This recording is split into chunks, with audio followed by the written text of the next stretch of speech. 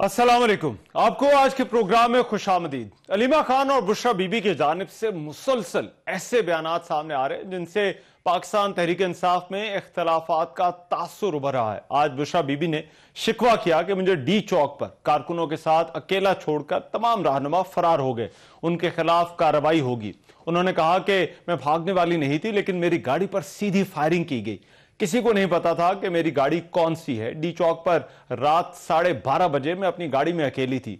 मैंने सबको कहा कि मुझे नहीं छोड़कर जाएं, लेकिन मैं वहां पर अकेली रहेगी और सबने मुझे छोड़ दिया। इससे पहले गुज़िश्ता रोज बैरिस्टर गौहर और इमरान खान की बहन अलीमा खान के माबैन कारकुनों की हलाकतों की तादाद को लेकर भी तकरार हुई थी। आज भी अलीमा खान ने कहा कि मेरा एतराज है कि 12 लोग शहीद नहीं हुए, मुझे इस पर गुस्सा है कि कई लोग लापता हैं। जबकि अलीमा खान ने यह भी कहा कि इमरान खान ने 2 मुतालबे रखे हैं। एक तो सुप्रीम कोर्ट के जजेस के तहत एक GIT बनाई जाए जो 9 मई और 26 नवंबर के वाकयात की तहकीकात करे, तमाम लोगों को रिहा किया जाए, और अगर मुतालबात ये तस्लीम नहीं होते तो इमरान खान ने कहा है कि वो सिविल नाफरमानी का आगाज कर देंगे। जुमे तक मुतालबात ना माने गए तो ओवरसीज पाकिस्तानियों को कॉल चली जाएगी कि वो पाकिस्तान पैसा ना भेजें। उनका यह भी कहना था कि अगर मुज़ाकरात के लिए एस्टैब्लिशमेंट ऑफर देती है तो मुज़ाकराती कमेटी उनसे मुज़ाकरात करे। अब गुज़िश्ता रोज इसी प्रोग्राम में पाकिस्तान तहरीक इंसाफ के रहनुमा अली मोहम्मद खान ने यह दावा किया था कि इमरान खान ने मुज़ाकरात का रास्ता बंद नहीं किया, जबकि उन्होंने मुज़ाकरात के हवाले से पाकिस्तान तहरीक इंसाफ की एक कमेटी भी बना दी है। दूसरी तरफ तहरीक इंसाफ के कुछ कानूनी मामला भी हैं। एक तो एहतसाब अदालत ने 190 मिलियन पाउंड रेफरेंस पे बुशरा बीबी को आइंदा समात पर गिरफ्तार करके पेश करने का हुक्म भी दे दिया है। ताहम आज PTI के लिए एक अच्छी खबर भी आई कि इंसदाद दहशतगर्दी अदालत ने अडयाला जेल से तहरीक इंसाफ के 5 रहनुमाओं की गिरफ्तारी को गैर कानूनी करार देते हुए पुलिस अफसरान को तौहीन अदालत के नोटिस भी जारी कर दिए हैं। अब एक तरफ तो ये जो तहरीक इंसाफ के मामलात हैं ये क्या रुख इख्तियार करेंगे, और फिर दूसरा बुशरा बीबी के बयानात और अलीमा खान के बयानात, क्या ये पार्टी के अंदर इख्तलाफात या पार्टी के लिए कोई मुश्किल पैदा कर रहे हैं या नहीं, इस पर बात होगी। मरकजी सेक्रेटरी इत्तलात पाकिस्तान तहरीक इंसाफ जनाब शेख वकास अकरम इस वक्त मेरे साथ मौजूद है, उनसे इस हवाले से बात करते हैं। शेख साहब बहुत शुक्रिया आपके वक्त का। शेख साहब सबसे पहले तो ये सिविल नाफरमानी की जो है वो कॉल तहरीक इंसाफ की तरफ से क्यों दी जा रही है, ये अलीमा खान साहिबा ने भी गुफ्तगू की है, तो क्या वाकई तहरीक इंसाफ जो है वो सिविल नाफरमानी की कोई तहरीक जो है वो शुरू करने जा रही है? सर, कल हमने बाकायदा तौर पे खान साहब का मैसेज जो था वो ऑफिशियली हमने अनाउंस किया था, इशू भी किया था। ये हम कल ऑलरेडी कर चुके हैं। इसमें खान साहब ने ये कहा कि पेशावर में अली अमीन गंडापुर साहब जो है वो एक बड़ा इज्तिमा करेंगे 13 तारीख को बरोज जुमा, जो शोहदा के लिए होगा। ये इज्तिमा यौम शोहदा के हवाले से होगा, तो 13 को जो है वो यौम शहादा का एक इज्तिमा होगा पेशावर में, जिसमें हजारों लोग होंगे और वहां पे हमारी एलाइज पार्टी जो है, और उसके अलावा भी अगर कोई उसमें शामिल होना चाहिएगा तो उस ताज़ीती इज्तिमा में तो वो उसमें जरूर शामिल होंगे। उसके बाद उन्होंने एक 2 नुकाती वो भी दिया है एजेंडा, जिसपे एक मुज़ाकराती टीम बनाई कि देखिए अगर कोई मुज़ाकरात आपसे करना चाहे तो आपकी ये टीम है, ये मुज़ाकरात कर सकती है। डिमांड हमारी ये है कि 9 और 26 के हवाले से ये जो केसेस बनाए गए हैं, फिर असीरान को जो है वो रिहा करने के हवाले से बात हुई है, का ये क्या है उस पैगाम में खान साहब की तरफ से, जिसको हम ऑलरेडी ऑफिशियली अनाउंस कर चुके हैं कि अगर 13 तक ये नहीं होता तो फिर 14 से हम सिविल नाफरमानी की तहरीक जो है वो शुरू करेंगे। खान साहब ने कहा कि वो जो तहरीक है वो महदूद होगी, और वो ओवरसीज पाकिस्तानी को कॉल किया है कि आप जो अपनी रेमिटेंस हैं वो किसी हद तक जो है उसको ना भिजवाए पाकिस्तान। अच्छा ठीक है, लेकिन शेख साहब ये जो अब एक तरफ सिविल नाफरमानी की कॉल उसे कह लें अगर मुतालिबात मंजूर नहीं थे, लेकिन दूसरी तरफ मुज़ाकरात के लिए एक कमेटी भी बनाई है, 5 रुकनी कमेटी, तो ये कमेटी किससे बात करेगी? क्योंकि आप तो कहते रहे हैं कि ये बात करनी है तो जो है वो जो मैटर करते हैं, जो ताकतवर हल्के हैं, उन्हीं से जो है वो बात करेंगे। तो इस कमेटी का मैंडेट क्या होगा? ये कमेटी किससे बात करेगी? पता नहीं, मुझे नहीं समझ आती कि हम अपने आप को क्यों वो करते हैं। और मैं इस पे कई दफा अपने मीडिया के दोस्तों से बात कर चुका हूँ। इस पे बात सीधी सारी है, सर गल के नाल करनी है जिहदे कोल इख्तियार है। और जिहदे कोल इख्तियार ही कोई नहीं, कोई डिलीवरी नहीं कर सकता। अगर कोई 26 या 9 नवंबर 9 मई और 26 के हवाले से हमें कोई हमारी उस बात पे पेशरफ नहीं हो सकती है, हमारे इस ईरान नहीं वो कर सकता, तो वो फिर उसके साथ हमें बात करने का फायदा क्या? मीनिंगफुल डायलॉग विल वो जो है वो उसी के साथ होगा जो कुछ डिलीवर कर सकता है। ये हम बार बार कह रहे हैं, बंदे ऐसे हमें अल्फाज को करते हैं। और अगर ये हुकूमत के पल्ले कुछ नहीं, तो हुकूमत नाल सिक्की गल करनी दसो। नहीं, देखिए शेख साहब, लेकिन ये हो सकता है कि ये जो सियासी जमातें हैं या हुकूमत है, आप इनसे बात करें। अब वो तो हम मैसेजिंग ये तो जो है वो हो रही है कि वो आपसे बात नहीं करना चाहते। आप कहते हैं कि आप करेंगे बात, तो उन्हीं से जो है वो करेंगे। तो लेकिन हो सकता है ये जो दरमियान में लोग हैं, जो हुकूमती पार्टी है या दीगर जमातें हैं, इनसे आप बात करें और फिर कोई जो है वो रास्ता निकाल लें। ये दूसरी तरफ से लोग हैं, जिसमें राना सनाउल्लाह है, जिसमें सरदार अयाज सादिक हैं, जो पिछले बड़े अरसे से इस किस्म की गुफ्तगू करते हैं कि हमें बैठ के बात करनी चाहिए। सनाउल्लाह साहब ने तो अगले दिन भी कहा। ऑब्वियसली अगर एस्टेब्लिशमेंट से भी बात होती है तो उसका एक पॉलिटिकल फेस होता है, बिकॉज ये पार्टी जो है वो इस वक्त उनकी आशीर्वाद से बैठी है, तो उसकी क्या शेप होगी और क्या हैयत होगी ये तो बाद में फाइनल होगा। But actually dialogue can only be done with somebody who can deliver.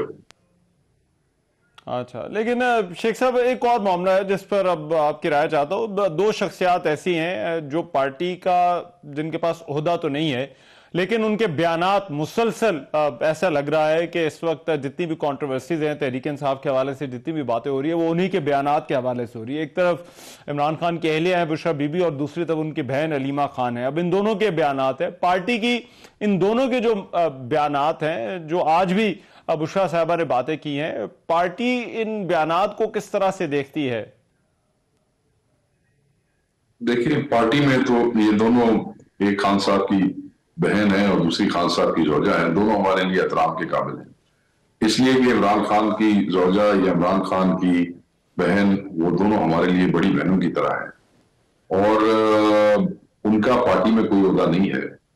Bushra Bibi जो है, उन्होंने इमरान खान साहब का पैगाम और उनका लाहे अमल खान साहब ने दिया था रिगार्डिंग मार्चेस, वो ला के हमें दिया। आपने देखा होगा उस वक्त भी बड़ी कंट्रोवर्सी हुई थी, बट हमने बड़ा खुल के कहा था कि वो सिर्फ पैगाम डिलीवर कर रही है और एज अ बेगम उनका राइट है कि वो अपने खावत के लिए एहतजाज का हिस्सा बने। दैट डजंट मीन कि she needs a party position. ये सारी पार्टी उनके मियां की है और खान साहब के साथ जो अकीदत का रिश्ता है और जो मोहब्बत का रिश्ता है, उसी तरीके से बुशरा बीवी को भी उसी अकीदत से और उसी एहतराम से देखा जाता है। और जो अलीमा खान साहब है, वो उनकी बहन है, हमारी भी बहनों की तरह है, उनका भी एहतराम का एक रिश्ता है। अब क्योंकि एक्सेस पॉलिटिकल लोगों की खत्म कर दी गई है, फैमिली में वही पहले मिलती रही है, तो वो उनकी अब एक्सेस है। जब वो एक्सेस उनकी है, वो अंदर जाती हैं, खान साहब को पैगाम देते हैं तो वो बाहर आके हमें दे देती हैं। और वो देखे ना, बाकी लोगों की एक्सेस तो ऑन एंड ऑफ चलती और बंद होती रहती है, केसेस की वजह से भी। कई दफा लोग पहुंच नहीं सकते, कई दफा उनको जाने नहीं दिया जाता। तो फैमिली होने के नाते फिर जब हमारी एक्सेस खत्म हो जाती है तो फिर वो हमारी हेल्प करती है, खान साहब का पैगाम लाती है। और बुशरा बीबी ने भी पार्टी की हेल्प की व्हेन शी ब्रॉट द लाए अमल एंड पैगाम। अदर देन दैट, इनकी पार्टी के अंदर तो कोई ओहदा इनके पास नहीं है, मगर एहतराम का रिश्ता तो है ना जी। अच्छा, लेकिन अब शेख साहब, उन्होंने प्रोटेस्ट तो लीड किया ना। अब बुशरा बीबी ने जो आज बयान दिए, उन्होंने कहा है कि उनको अकेला छोड़ दिया गया, तमाम रहनुमा जो है वो वहां से चले गए, वो अपनी गाड़ी में अकेली थी। तो ये क्या वाकई जो है वो ये मामला था? और फिर अभी तक जो इस हवाले से बातें होती रही हैं, उससे तो एक मुख्तलिफ तासुर है जो उन्होंने गुफ्तगू की है। देखिए, अली अमीन साहब तो वहां साथ मौजूद थे, उमर अयूब साहब भी साथ मौजूद थे, और बाकी तो वो एक हवाले से ठीक कह रही हैं, क्योंकि जिस वक्त गोलियां चली हैं और गोलियां चलनी शुरू हुई हैं तो लोग तो फिर वहां से अपनी जान बचाने के लिए लोगों ने इधर उधर का रास्ता लिया, कोई दरख्तों में छुपे, कोई मौके से चले गए। तो लोग तो वहां से चले गए थे ना जी, इसलिए कि फायरिंग शुरू हो गई थी बहुत सख्त। तो उस हवाले से वो ठीक कह रही है। अच्छा, ठीक है। और शेख साहब, ये पार्टी अब एहतजाज की कॉल तो दे रही है, सिविल नाफरमानी की भी अब आपने जो है वो दे दी है, तो ये ना हो कि पार्टी के लिए जिस तरह से इस एहतजाज के बाद कुछ सख्तियां बढ़ गई हैं तो सख्तियां और बढ़ जाएं आपके लिए? आगे आगे केड़ी शौक है, आगे केड़ी आसानी है, सख्ती है, लोगों की मूवमेंट जो है वो कन्फाइंड हुई है, लोग अदालतों के चक्कर लगा रहे हैं। अपोजिशन लीडर जो है उसको ओमनी प्रोटेक्टिव और आधारी बेल होते हुए भी बिठा लिया जाता है। मेंबर कौमी असम्बली अहमद चट्टा को बेल होने के बावजूद भी बिठा लिया जाता है, बेल्स दिखाई जाती है। मतलब जेड़े मुल्क दे विच अदालतां दी अहकामात दी हैसियत होवे, उस तो बाद होर की साढ़े ते सख्तियां, यही सख्तियां ने। मारकुट भी हो रही सी, भंन तरोड़ भी हो रही सी, बंदे चुके भी जा रहे सन और जमानतों समेत बंदे बिठाए भी जा रहे हैं। यही सख्तियां ने, और केड़ियां नो बंदे जब तुसी वो इस तरह काम शुरू कर दो फिर people get used to it. Now people are getting used to it. Right, बहुत शुक्रिया। शेख वकास अकरम हमारे साथ मौजूद थे और पार्टी के मौक़िफ़ के हवाले से बात कर रहे थे, मौक़िफ़ दे रहे थे। अलीमा खान और बुशरा बीबी के जो बयानात हैं, अगरचे पार्टी ये कहती है कि इन दोनों का कोई ओहदा इनके पास नहीं है, लेकिन मुसलसल इनके बयानात जो है वो मीडिया में भी डिस्कस हो रहे हैं और इस वक्त पार्टी के अंदर जो बड़ी कंट्रोवर्सीज हैं जिन पर बात हो रही है वो इन्हीं के बयानात से जो है वो जुड़ी हुई हैं। बहरहाल प्रोग्राम में अभी एक ब्रेक शामिल करते हैं, वापस आ रहा हूँ इस ब्रेक के बाद।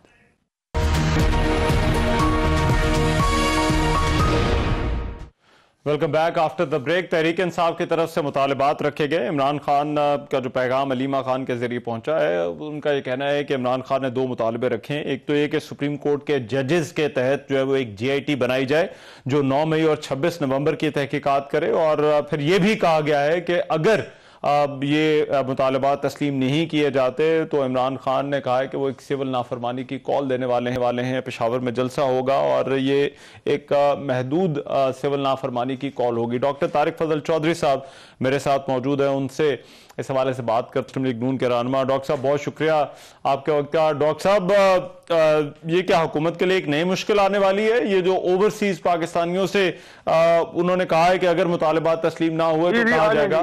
जी मलिक साहब को हो गया, बिठाओ पकड़ के। जी डॉक्टर साहब, मेरी आवाज आपको आ रही है?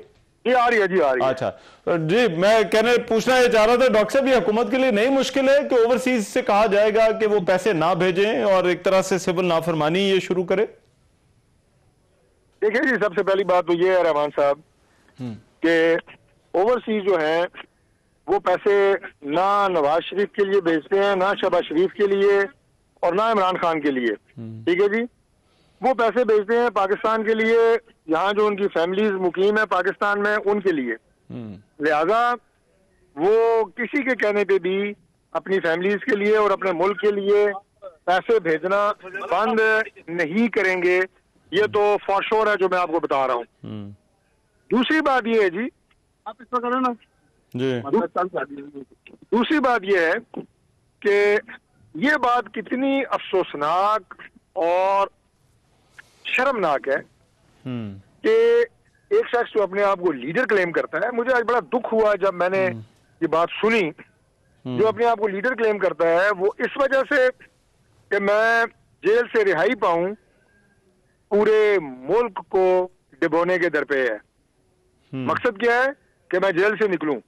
एक लीडर जेल में बंद है, वो कहता है कि जेल से रिहाई के लिए पाकिस्तान की मैशत डूब जाए, खुदा ना खास्ता मुल्क तबाही की तरफ गामजन हो जाए, लेकिन मेरी जेल से रिहाई मुझे चाहिए। खौफ खुदा करें, 2014 से हम आपकी तशद्दुद की, गालम गलोच की, इश्तियाल अंगेजी की सियासत देख रहे हैं, मुल्क बंद करने की, शहर बंद करने की, वो सारा कुछ हम देख रहे हैं।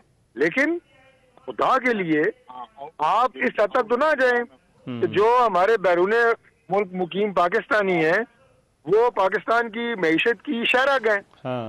वो अरबों डॉलर जो है वो आपको उनकी तफसील आती है, और आप रिहाई पाने के लिए पाकिस्तान की शहरक पे हमला करना चाहते हैं, मुआशी शहरक पे हमला करना चाहते हैं।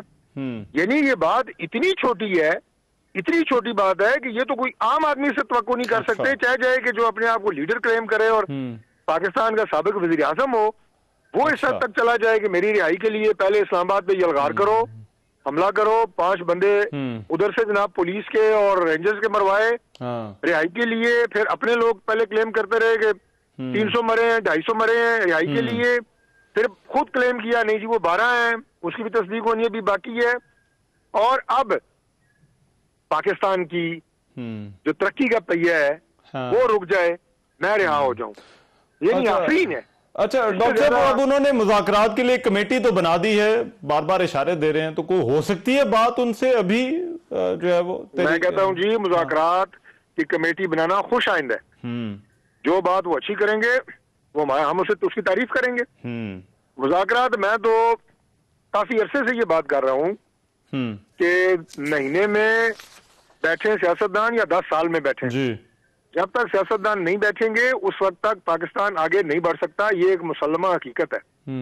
अगर उन्हें थोड़े होश के नाखून उन्होंने लिए हैं और मुज़ाकरात की कमेटी बनाई है, तो हम खुले दिल खुले ज़हन के साथ मुज़ाकरात में बैठने के लिए तैयार हैं, बैठेंगे। क्योंकि देखिए ना, आलमी जंगें जो होती हैं वो कहाँ पे इख्तिताम पजीर होती हैं? मुज़ाकरात पे। कोई ना कोई सेटलमेंट, कोई ना कोई गिव एंड टेक, बहुत बड़ी बड़ी फसादात और लड़ाइयाँ और फितना और फसाद, वो कहाँ पे खत्म होता है? मुज़ाकरात पे। सही। और मैं हैरान हूँ कि एक तरफ तो उनके अपने सूबे में आग लगी हुई है, 130 लोग जो हैं वो करम एजेंसी और पारा चनार में एक दूसरे को गोलियों से भून देते हैं, और ये यहाँ बैठ के कभी पाकिस्तान की मुआशी शराक पे हमले करते हैं, कभी इस्लामाबाद पे हमले करते हैं, कभी क्या बयान देते हैं। कोई खौफे खुदा करें, इस मुल्क को लिवेबल गवर्नेबल रहने दें। ये हमारी आइंदा आने वाली नस्लों का मुल्क है, ये हमारा मुल्क है।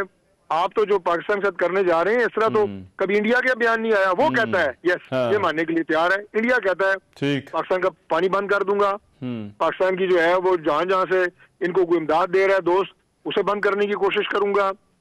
पीटीआई के लीडर ये कहे कि जो बैरून मुल्क पाकिस्तानी बैठे हैं जनाब, पाकिस्तान में पैसे ना भेजें ताकि यहाँ पे अफरा तफरी हो, यहाँ पे मजीद जो है वो मुआशी बदहाली हो। ये बात मैं समझता हूँ कि मैं वो लफ्ज इस्तेमाल नहीं करना चाहता, लेकिन चलें थोड़ा सॉफ्ट अल्फाज में कह सकता हूँ कि ये मुल्क के साथ ना हमदर्दी है ना मुल्क के साथ दोस्ती है। आप इसको इस तरह ले लें। राइट, ठीक है, बहुत शुक्रिया। डॉक्टर तारिक फजल चौधरी हमारे साथ मौजूद थे और बात कर रहे थे ये जो तहरीक इंसाफ की तरफ से अब एक सिविल नाफरमानी की बात की जा रही है और ओवरसीज से कहा जा रहा है कि वो अगर मुतालबात तस्लीम नहीं होते तो वो पैसे जो है वो ना भेजे। बहरहाल दूसरी जानब कुछ और भी आम डेवलपमेंट्स है। एक तो जमीयत उलमा इस्लाम फजलुर रहमान ने दीनी मदारिस से मुतालिक बिल की मंजूरी के लिए वफाकी हुकूमत को 8 दिसंबर तक की डेडलाइन दे दी है। मौलाना अब्दुल गफूर हैदरी ने यह खबरदार किया है कि अगर बिल मंजूर ना किया गया तो इस्लामाबाद का रुख करेंगे। JUI की जानिब से एहतजाज की धमकी सामने आने के बाद वज़ीर-ए-आज़म शहबाज शरीफ ने मौलाना फजलुर रहमान से टेलीफोनिक राब्ता भी किया है और उन्हें पार्टी के तमाम तहफ़्फ़ुज़ात दूर करने की यकीन दहानी भी कराई है। मौलाना ने इस मुलाकात में जो है वो उन्होंने गुफ्तगू करते हुए कहा कि हुकूमत मुत्तफ़िका बिल को मुतनाज़े बनाने से गुरेज करे, हम अपने मौक़िफ़ पर कायम हैं। इससे पहले JUI के मरकजी जनरल सेक्रेटरी मौलाना अब्दुल गफूर हैदरी ने यह भी अपने बयान में कहा था कि हुकूमत को दीनी मदारिस का बिल मंजूर करना होगा। अब JUI के रहनुमा हाफिज अब्दुल्ला ने भी अपने बयान में कहा कि शहबाज शरीफ और बिलावल भुट्टो भी बिल मुस्तरद करने के जिम्मेदार हैं। गुज़िश्ता दिनों एक मरतबा फिर से मौलाना से मुलाकातों का सिलसिला चल निकला था और चेयरमैन पीपल्स पार्टी बिलावल भुट्टो और सेनेटर फैसल वाडा ने मौलाना फजलुर रहमान से मुलाकातें भी की थी। साथ ही साथ पीपल्स पार्टी के चेयरमैन बिलावल भुट्टो जरदारी से भी नायब वज़ीर-ए-आज़म इसहाक डार ने मुलाकात की है और दोनों रहनुमाओं की मुलाकात में मामलात के हल के लिए पीपल्स पार्टी और हुकूमती कमेटियों की मुलाकातों पर इतफाक किया गया। इससे पहले बिलावल भुट्टो ने मुख्तलिफ फोरम्स पर मुस्लिम लीग नून की हुकूमत की जानिब से पीपल्स पार्टी के साथ रवा रखे जाने वाले सलूक पर तहफ़्फ़ुज़ात का इजहार करते हुए भी शिकायत की थी कि हुक्मरान जमात फैसला साजी में पीपल्स पार्टी को एतमाद में नहीं लेती।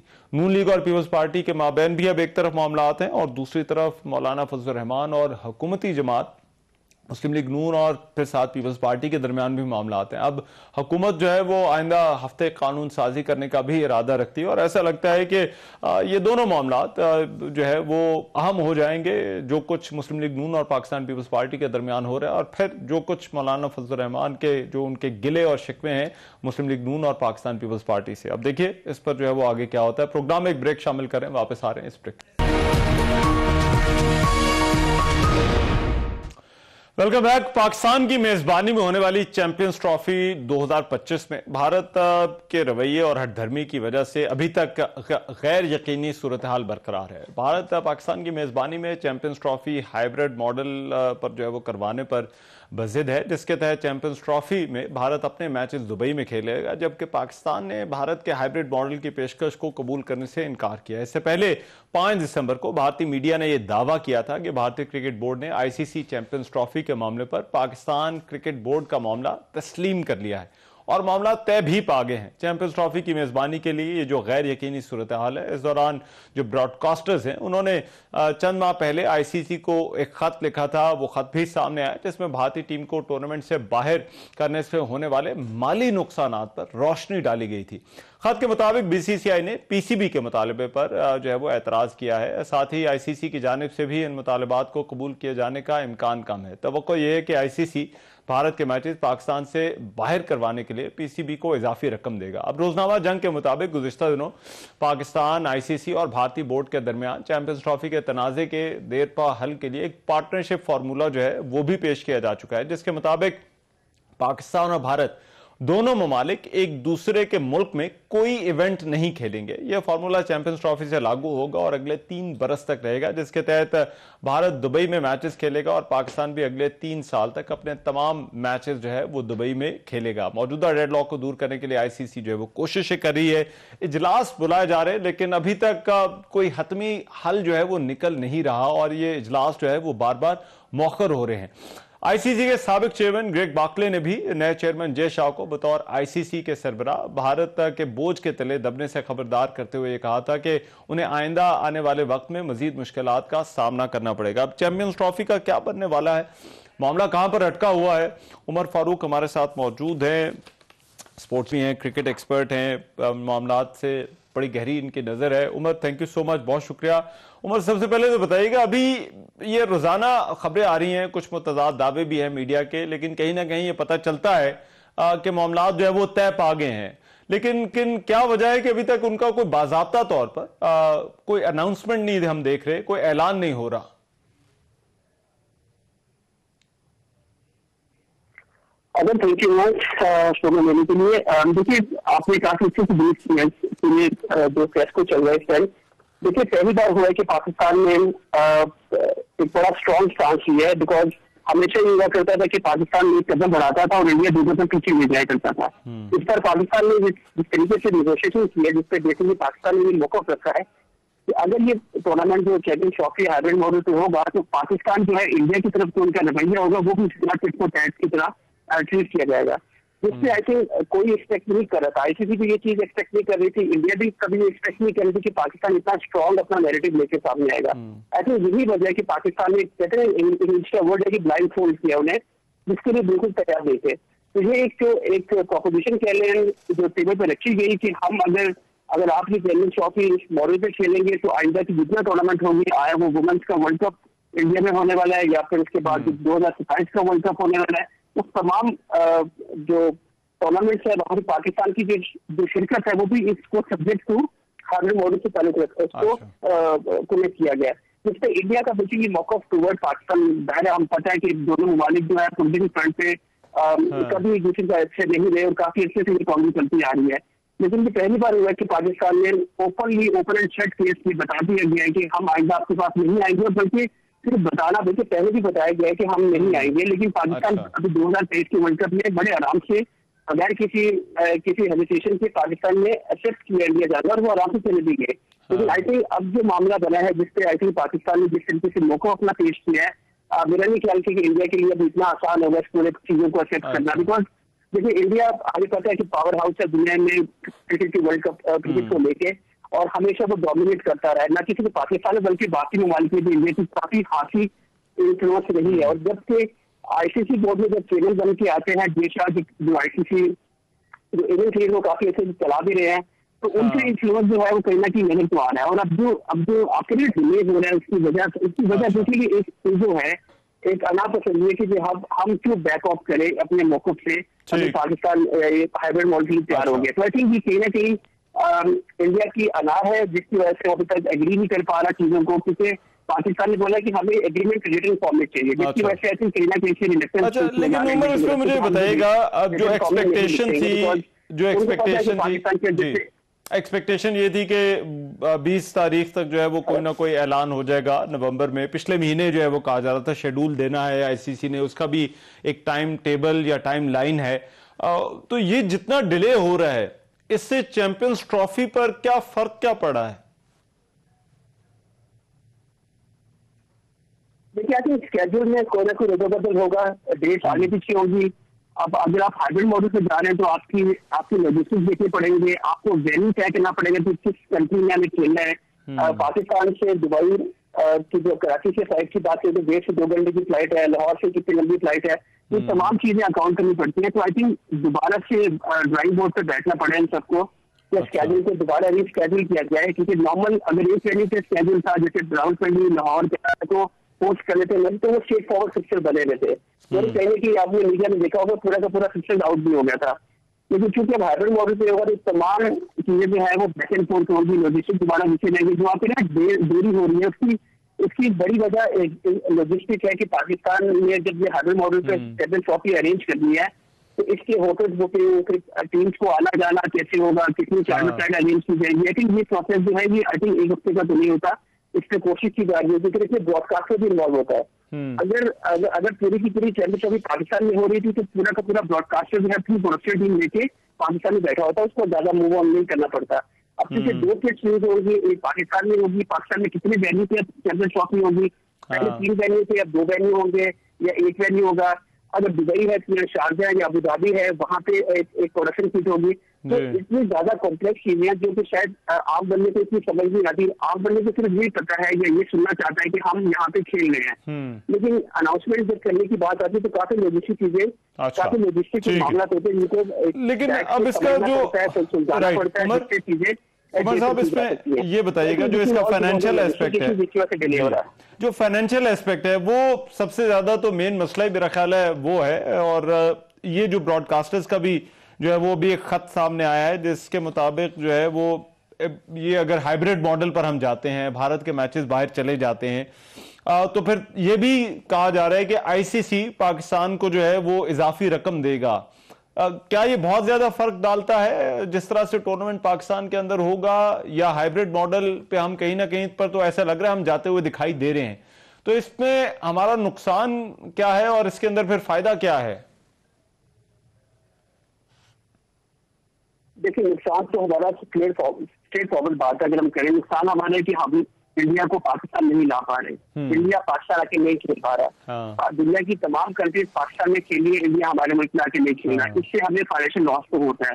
ऐसा नहीं कि पाकिस्तान को फाइनेंशियल लॉस नहीं होगा, बिकॉज अगर इंडिया पाकिस्तान आ जाए तो आपकी फाइनेंशियल मार्केट जो है, आपकी इकोनॉमी जो है वो कहीं ना कहीं फ्लरिश करेगी। बिकॉज इंडिया कहीं भी किसी भी मुल्क में खेलने जाता है तो आई बॉल्स अपने साथ लेके आता है। इंडिया इतना बड़ा कंट्री है, पॉपुलेशन वाइज दुनिया का सबसे बड़ा कंट्री है क्रिकेट को खेलने वाला।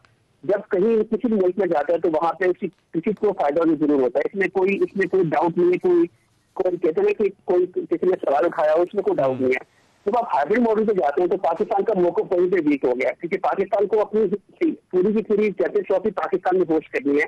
अगर नहीं कर पाते तो ये एक बहुत बड़ा डेल्ट है। आप एज अ कंट्री आपके ऊपर, आप एज अ क्रिकेट बोर्ड आपके ऊपर, और जो भी इसमें स्टेक होल्डर शामिल है उनके लिए डेल्ट है। चलिए मान भी लिया, चले फॉर सम रीजन आप इंडिया नहीं आना चाह रहा, उनकी गवर्नमेंट उनको अलाउ नहीं करती, आगे चलते हैं। जब आप कॉस्ट की बात करते हैं, अगर पाकिस्तान को नेक्स्ट 3 से 4 मिलियन डॉलर मिलेगा इसकी कोशिश की, अब जब आप इसको हाइब्रिड मॉडल पे होस्ट करेंगे, एक किसी और मुल्क पे जाके होस्ट करेंगे तो उसकी कॉस्ट बढ़ेगी। ठीक है। अगर आप पाकिस्तान में इसको होल्ड करेंगे पूरे के पूरे टूर्नामेंट को, तो उसकी कॉस्ट जितनी आपने अकाउंट किए तो उसमें आप मैनेज कर पाएंगे। ठीक है। जब आप 2 कंट्री में स्प्लिट करते हैं किसी बड़े इवेंट को, तो उसकी कॉस्ट अपने आप जो है 30% या 40%, मुझे नहीं मालूम कि उन्होंने क्या अकाउंट रखा हुआ उसका, वो कॉस्ट डेफिनेटली ऊपर जाती है। फिर फ्लाइट का आना जाना, फिर आप बैक एंड फोर्थ हो रहे हो, एक दिन दुबई जा रही है, अगले दिन वापस आ रही है, तो ये कॉस्ट ऑब्वियसली इंक्रीज होती है। तो ये कॉस्ट जाए ना पाकिस्तान के बोर्ड को मिलना नहीं चाहेगा। जब उन्होंने हाइब्रिड मॉडल पे एग्री किया तो ये भी कंडीशन डाली होगी कि ये कॉस्ट जो एडिशनल कॉस्ट है, एडिशनल कॉस्ट आईसीसी को देनी पड़ेगी। और फिर पाकिस्तान ने ये मौका भी रखा होगा कि हमें इस पे कंपनसेशन चाहिए, बिकॉज हमने अपने मुल्क में चैंपियंस ट्रॉफी को देखते हुए इतनी ज्यादा इन्वेस्टमेंट कर ली है, कम से कम 15 से 16 अरब रुपया स्टेडियम पे लगा दिया है। अच्छा, तो हम इतनी इन्वेस्टमेंट कर रहे हैं, सिर्फ ये सोचते रहे कि चैंपियंस ट्रॉफी पाकिस्तान में होगी। ठीक है, अगर वो नहीं होती जिससे पाकिस्तान को फाइनेंशियल लॉस होगा। उसकी वजह ये है इंडिया, मैंने जैसे आपको पहले बताया कि दुनिया क्रिकेट का एक बहुत बड़ा उस पर इन्वेस्टमेंट काफी ज्यादा आती है। जिधर भी वो जाता है इंडियन की पूरी मार्केट की जो आई बॉल्स हैं वो शिफ्ट करते हैं उस मुल्क की तरफ, और कमर्शियल मार्केट में आई balls is the one. Right, तो ये सबसे ज्यादा जो है वो मैटर करता है और इसका जाहिर बात है बड़ा फर्क पड़ता है टूर्नामेंट के ऊपर। बहुत शुक्रिया उमर फारूक हमारे साथ मौजूद और बता रहे थे ये चैंपियंस ट्रॉफी का मामला जो है वो अभी कहां पर खड़ा है। प्रोग्राम में एक ब्रेक शामिल करें, वापस आ रहे हैं इस ब्रेक के बाद।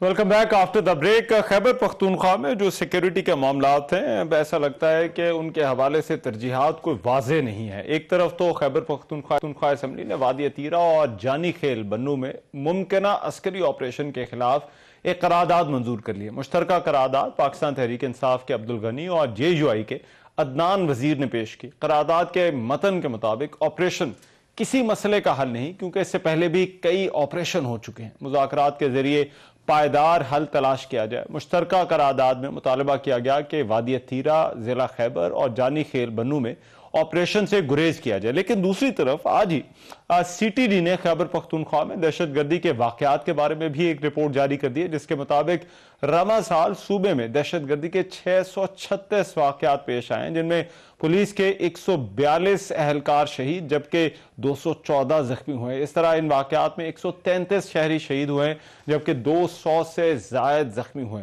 इस रिपोर्ट के मुताबिक रवा साल सूबे में 2000 से जायद खुफिया ऑपरेशन किए गए, जिनमें 739 दहशतगर्दों को गिरफ्तार जबकि 250 के करीब दहशतगर्दों को हलाक किया गया। आज वजीर आजम शहबाज शरीफ ने भी दहशतगर्दी के मामले पर गुफ्तगू की और कहा कि 2018 में हमने दहशतगर्दी के नासूर का मुकम्मल खात्मा कर दिया था। बदकिस्मती से दहशतगर्दी ने अब फिर से सर उठा लिया है। हुकूमत और अफवाज पाकिस्तान दहशतगर्दी के खात्मे के लिए पुरज़्म है। अब एक तरफ तो सियासी मामलात है जिनका ताल्लुक खैबर पख्तूनख्वा से है, लेकिन ये जो दहशतगर्दी है और फिर इसका दोबारा से सर उठाना, ये ऐसा लगता है कि सूबे के लिए इस वक्त एक सबसे बड़ा मसला है और सूबे के लिए जो है वो इस मामले की अहमियत सबसे ज़्यादा होनी चाहिए। और ज़रूरी ये भी है कि जो तमाम स्टेक होल्डर्स हैं, चाहे वो सिक्योरिटी नाफिज करने वाले इदारे हों, सूबाई हुकूमत हो, दीगर सियासी जमातें हों, वो इन मामलात के हवाले से एक पेज पर आएँ और मुश्तरका हिकमत अमली अपनाएं कि अगर इस सूबे में दहशतगर्दी फिर से सर उठा रही है तो ऐसा क्यों है और उसका सद्देबाब किस तरह से करना है। आज के प्रोग्राम से इतना ही। मेज़बान रहमान इजाज़त दीजिए। अल्लाह निगहबान।